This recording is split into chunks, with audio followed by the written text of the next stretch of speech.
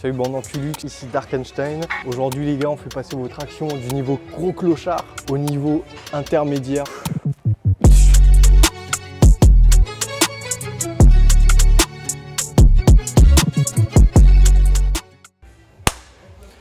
Bon les gars, déjà avant de faire vos tractions, il faut que vous sachiez dans quelle discipline s'inscrit la traction que vous avez envie de faire. Moi aujourd'hui, je vais vous apprendre la traction en street workout, en endurance. Donc si jamais vous avez envie de faire des tractions pour du body, vous pouvez aller voir la vidéo précédente où je montre la différence du coup entre une traction body et une traction street workout. Et donc l'intérêt de savoir quel est votre objectif sert en fait à déterminer comment sera votre traction, parce que selon votre objectif, comme j'ai dit, il y aura pas, la traction sera différente. Donc ça c'est très important. Si jamais c'est juste pour vous, si c'est pour un concours de militaire, gendarmerie ou je sais pas quoi, ou si c'est pour des compètes de street, il va falloir prendre tout ça en compte, parce qu'une traction en street, elle est soumise à des règles. Et les règles en compète, elles sont très claires. Donc c'est bras tendu, sinon la rep elle n'est pas comptée une fois que vous repartez. C'est pas de keeping, donc pas de mouvement des jambes. Et ensuite la dernière règle, ce sera menton au-dessus de la barre. Donc ça c'est une rep. Et donc si ça c'est pas validé, votre rep elle compte pas. Et en fait il n'y a que ça qui fait que votre traction elle comptera ou pas. Si vous faites ça juste pour vous, vous pouvez ne pas tendre complètement les bras en bas. Vous n'êtes pas obligé d'aller exactement au-dessus de la barre. Bref, c'est votre objectif qui déterminera la gueule de votre traction, donc faites attention à ça. Bon les gars, petit tips déjà, si jamais vous voulez mettre de la magnésie, si vous avez souvent les mains qui glissent et tout au niveau des barres, surtout quand il y a des barres qui glissent comme celle-là, prenez de la magnésie. Magnésie liquide, clairement c'est top 1, c'est meilleure magnésie. Vous en mettez un peu sur vos mains, vous étalez. Ne vous inquiétez pas qu'après ça, vos mains ne glissent plus. Donc si jamais il y a des gens qui ont les mains qui glissent, magnésie.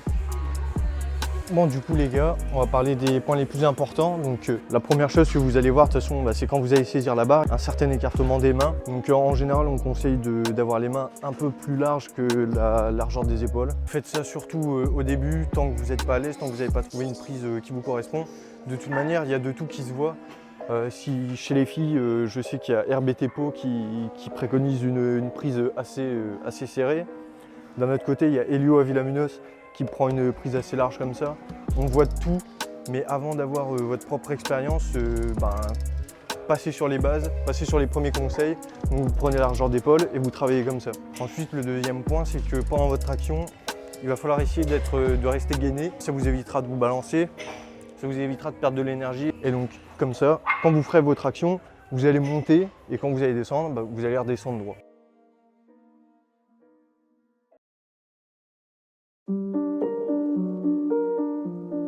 Bon les gars, du coup, le dernier point qu'on va voir, c'est du coup la différence avec une traction en hypertrophie, donc une traction en endurance.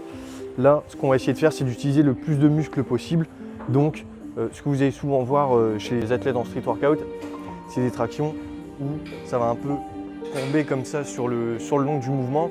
Et c'est normal, c'est justement pour qu'il y ait le plus de muscles possible qui soient recrutés. Et donc ce que vous allez vouloir essayer de faire, au bout d'un moment, vous allez peut-être commencer à dépasser les 10 tractions. Essayez de mettre une intention de vitesse sur vos tractions.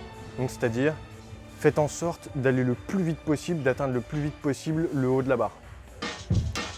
Donc au bout d'un moment, normalement vous devriez être en mesure de réussir à choper le menton au-dessus de la barre très rapidement.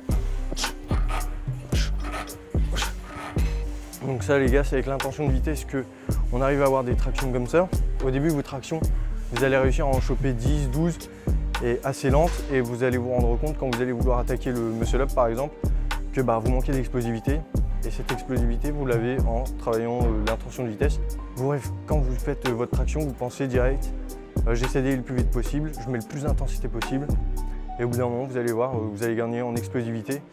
Et ça c'est un point qui va vous aider énormément pour du coup le passage au niveau des figures suivantes plus difficiles, du coup comme le muscle up. Bon, voilà les gars, la vidéo elle est finie, n'hésitez pas à vous abonner, à partager, lâchez votre like.